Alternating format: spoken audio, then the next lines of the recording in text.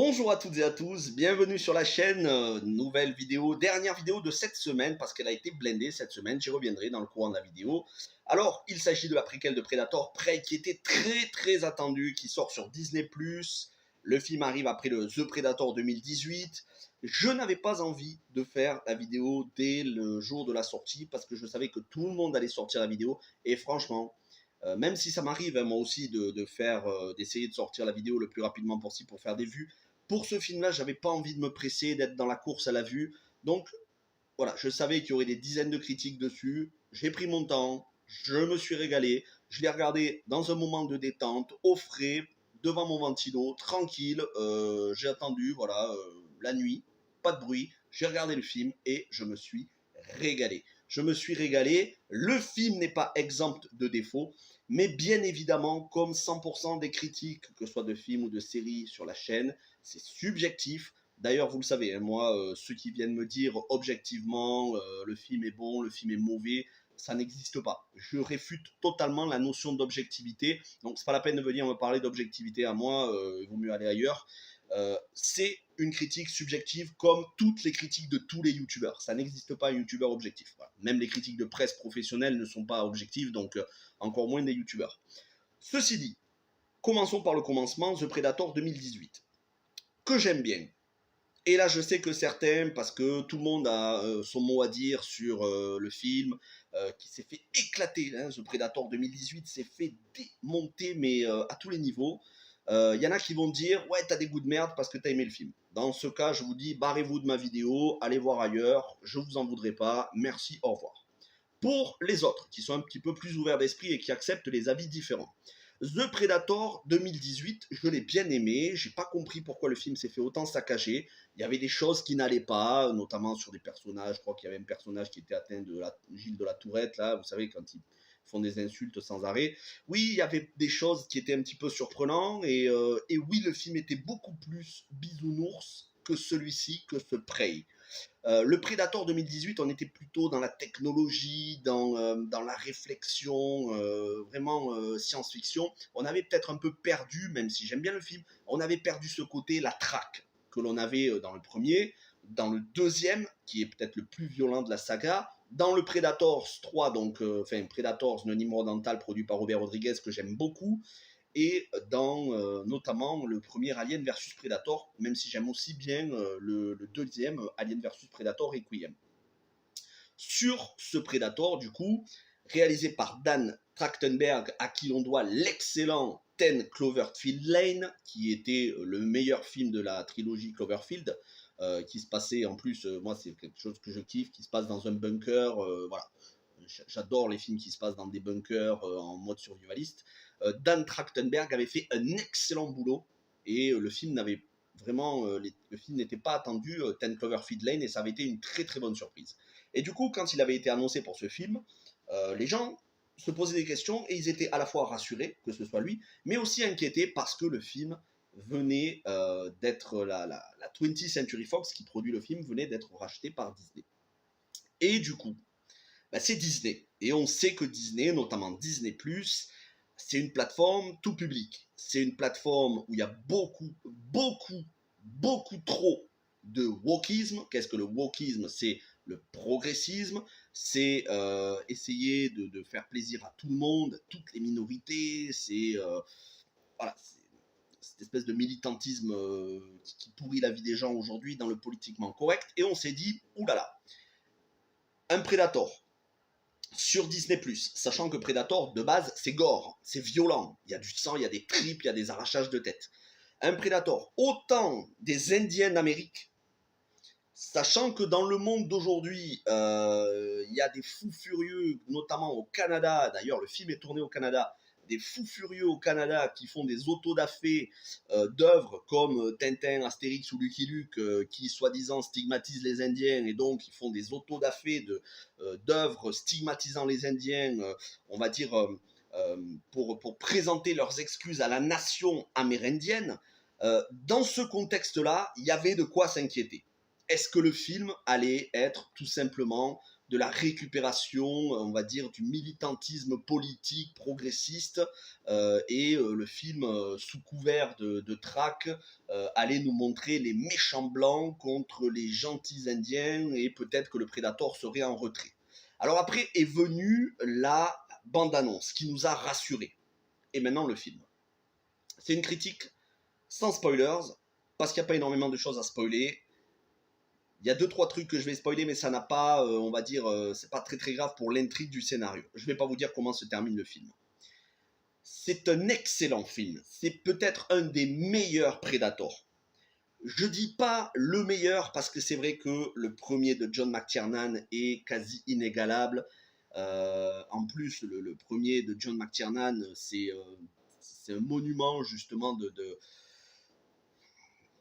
la culture, on va dire, l'homme blanc, mâle, hétérosexuel, viril, c'est Schwarzenegger, c'est Carl Weathers, c'est un monument. Voilà, c'est un monument et c'est un film qui est très rare aujourd'hui, qui malheureusement se fait de moins en moins. Donc, je ne dirais pas que ce film-là est supérieur, mais ça reste quand même un excellent Predator.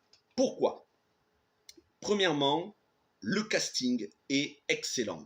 Le casting est quasiment composé que d'acteurs amérindiens. C'est un parti pris. D'ailleurs, le film a été tourné aussi en langue comanche et il est disponible en langue comanche. Vous pouvez choisir. Bon, moi, je l'ai regardé en français.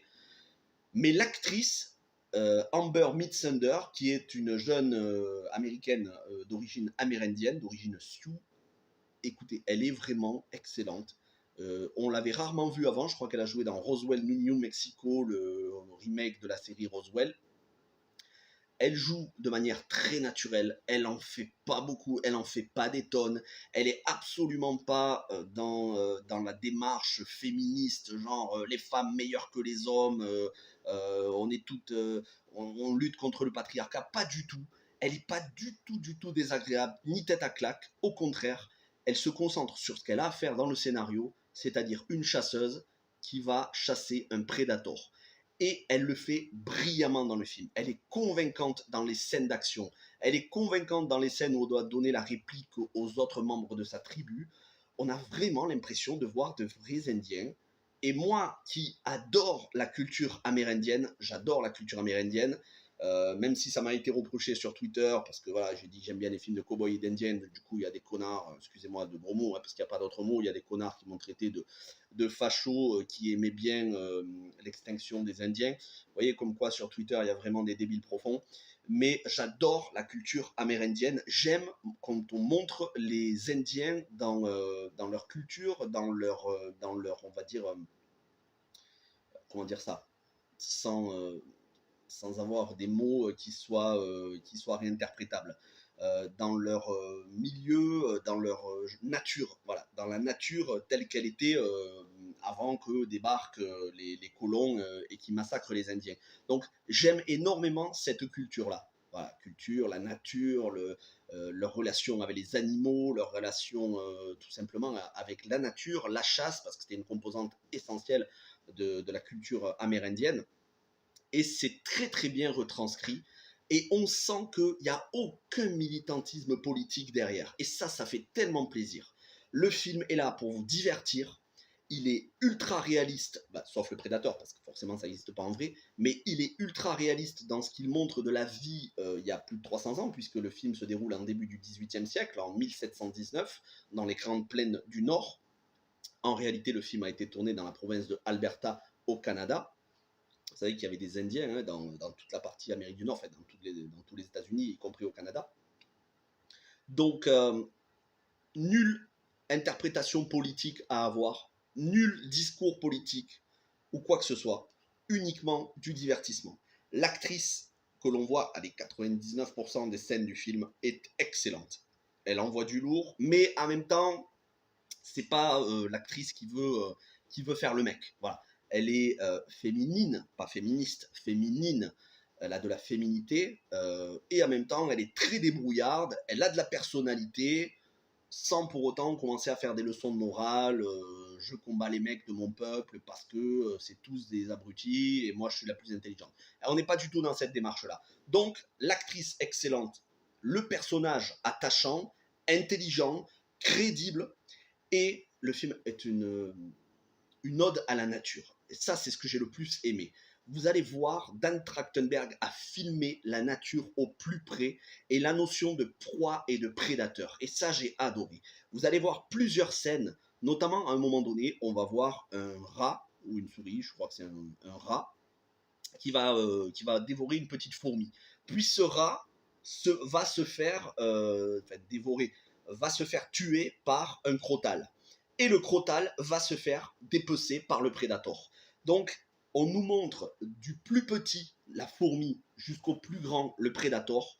On nous montre la chaîne alimentaire, la chaîne de prédation. Et tout ça est filmé au plus près du sol, dans les herbes. Et pourtant, c'est jamais brouillon, c'est jamais... on ne s'y perd pas, visuellement c'est très beau. Ça n'est pas non plus trop propre dans le sens où ça aurait été fait par ordinateur. Non, non, on sent que on est vraiment dans des décors naturels. Tous les décors sont naturels. Il y a très peu de CGI. Même le Predator, c'est un acteur, un basketteur d'ailleurs. Je crois que c'est un basketteur. C'est un acteur qui le double. Donc vous voyez, on est dans un film non seulement au plus près de la nature, au plus près de l'artisanal, de l'authentique, du palpable. Et ça fait toute la différence avec n'importe quel autre film Predator que l'on ait eu depuis des années. Et pourtant, j'adore le Predator de Paul W.S. Alien vs Predator, et même sa suite, et même le Predator par Robert Rodriguez, produit par Robert Rodriguez. Mais il faut dire que celui-ci, en matière de réalisation, c'est probablement le meilleur avec celui de John McTiernan. Au-delà de ça, on retrouve les codes du Predator avec ses armes, sa façon de chasser, être invisible, arracher la colonne vertébrale de ses proies. Le film, et ça c'est surprenant, encore une fois justement pour du Disney+. On rappelle qu'on est sur Disney+. Alors certes, il y a Disney+, Star, vous allez me dire, mais c'est quand même marqué Disney+, en gros. Pour un film où on a des séries, enfin pour une plateforme où on a des séries comme Miss Marvel ou des choses 100% tout public, là, vous allez voir des têtes coupées, des têtes arrachées, des colonnes vertébrales arrachées, des gens se faire littéralement couper en plusieurs morceaux. C'est gore, c'est violent, c'est absolument pas tout public.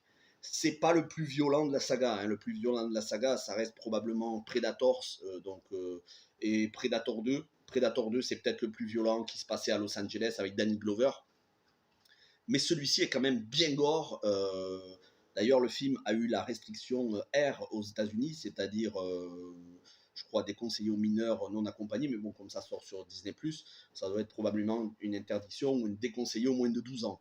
Mais si le film était sorti en salle, il y avait de quoi l'interdire au moins de 12 ans, c'est clair. Même si c'est pas le film le plus gore qu'on ait vu, c'est un des plus gore qu'il y ait eu sur Disney+.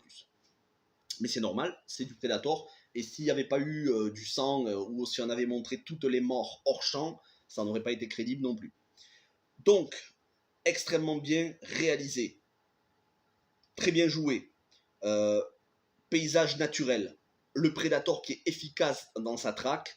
La seule chose que j'ai regretté, c'est qu'à un moment donné, on nous montre l'envahisseur, on va dire le colon, donc les Américains, les colons qui viennent pour envahir le continent. On nous les montre un peu comme des abrutis, mais vraiment décérébrés.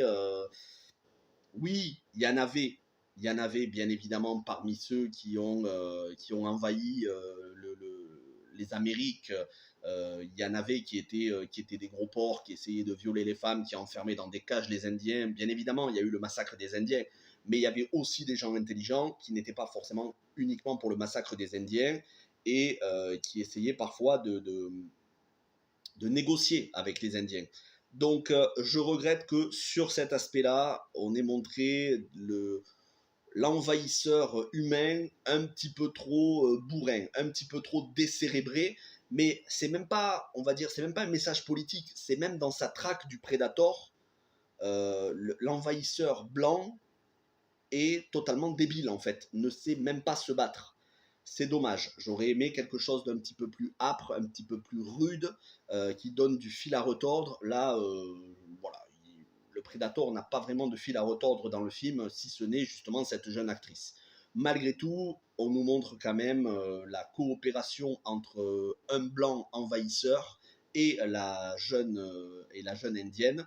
Et de ce point de vue-là, il y a des bonnes idées au niveau, voilà, au niveau de l'ingéniosité pour attraper le Predator. Il y a des bonnes idées de coopération, il y a de la stratégie. Il y a vraiment de la stratégie, hein. On sent que malgré les armes minimalistes, des haches, de la pierre, du bois, malgré le minimalisme des équipements, il y a de la stratégie, il y a de l'intelligence chez les personnages. Et donc forcément, ça rend le scénario beaucoup plus prenant. En vrai, donc au final, ce que je voulais dire, un excellent film, très divertissant. La musique, c'est Sarah Schechner qui fait la bande originale. Elle a composé surtout pour des jeux vidéo, notamment des Assassin's Creed et des Call of Duty. Et elle fait une très bonne composition. Ça reste minimaliste. Vous n'allez pas trouver... Il y est, hein, le thème du Predator de Alan Silvestri. Il y est, mais il ne revient pas trop souvent. C'est une autre composition. Mais il y est, on le retrouve. Ceci dit, la musique est très bien adaptée. Ce que je retiens surtout, en dehors de l'actrice donc, et de son personnage qui est excellente, et du Predator, ce que je retiens, c'est surtout les paysages. Les paysages sont sublimes, que ce soit les rivières, les forêts, les champs, tout, c'est sublime. On sent une ode à la nature, comme je vous le disais, ça respire. C'est un open world, quoi. Pour ceux qui jouent à des jeux vidéo, on est vraiment en open world, et ça fait vraiment plaisir. On retrouve des clins d'œil aux autres Predators, notamment se mettre dans la boue, refroidir son corps parce que le Predator il trace la signature thermique. Il y a même, il me semble, cette phrase qu'on retrouve dans les autres Predators, s'il saigne, s'il peut saigner, c'est qu'on peut le tuer. Donc il y a des petits clins d'œil, vous verrez, je vous donne pas tous les easter eggs, mais faites bien attention aux certains objets, certaines situations. Ça fait vraiment plaisir parce qu'on sent que le réalisateur connaît bien l'univers Predator, mais c'est très très bien d'avoir fait l'action 300 ans avant. Quant au look du Predator, je vous en dévoile rien, sachez qu'il est un petit peu différent des Predators. Certains seront déçus, d'autres ça les gênera pas. J'avoue que je préfère le look du Predator de Alien versus Predator, mais bon, ça reste quand même un look très intéressant. Je ne sais pas s'il y aura un autre film, si le prochain film se passera après, si ce sera un film qui fera la suite, celui de 2018. J'espère parce que je pense que le film va vraiment relancer la franchise. En plus, c'est sur Disney+, c'est une plateforme où il y a énormément de visionnage. Donc, vous pouvez être sûr que le film va être vu des dizaines de millions de fois. Et depuis vendredi et toutes les critiques qui sont sorties, l'immense majorité des critiques, la quasi-totalité de ce que j'ai vu, ont l'air d'être enthousiastes, positifs. Donc, écoutez, tant mieux, ça fait plaisir. Parce que c'est vrai que celui de 2018, c'était quand même bien fait saccager. Donc, si ça peut redorer la licence, c'est une très bonne chose. On aura une série télé Alien. Là, on a un nouveau film Predator, donc Prey sur Disney+. Écoutez, si ça peut relancer ces franchises, moi, ça me va très bien. Merci d'avoir regardé cette vidéo. Et donc, comme je vous disais, cette semaine, il y a eu énormément de vidéos. Il y a eu la trilogie Conan avec Conan le Barbare, Conan le Destructeur, Kalidor, la légende de Talisman. Il y a eu un live sur l'avenir de DC Comics. Vous avez eu Last Scene Alive, le film sur Amazon Prime avec Gerard Butler. Hier, vous avez eu 13 vies, le nouveau film de Ron Howard sur une catastrophe, sur un sauvetage réel qui a eu lieu. Un très très grand film. Allez voir ce film vraiment exceptionnel. Aujourd'hui, vous avez Prey, donc il y a eu une vidéo tous les jours. La semaine prochaine, on va se calmer. Vous aurez la critique de Blackbird, la série Apple TV+, avec Taron Egerton. Vous aurez un film qui sort sur Netflix, il me semble, avec Jamie Foxx, ainsi que Je s'appelle Groot, là, la mini-série sur Groot de Marvel. Et puis, la semaine d'après, on reprend l'univers The Walking Dead avec Tales of the Walking Dead. Et normalement, donc je vous l'annonce, vous devriez, donc pas la semaine prochaine, mais la semaine d'après, dans 10-15 jours, vous devriez avoir mon nouveau décor. Donc ça en sera fini de tout ce qu'il y a, les posters. Ça sera dans un autre coin de mon appart. Vous devriez avoir le nouveau décor et j'espère qu'il vous plaira. En tout cas, j'ai hâte de vous montrer tout ça. Merci à toutes et à tous. Passez un bon dimanche. Portez-vous bien. N'hésitez pas à me dire ce que vous avez pensé du film. Et ciao tout le monde.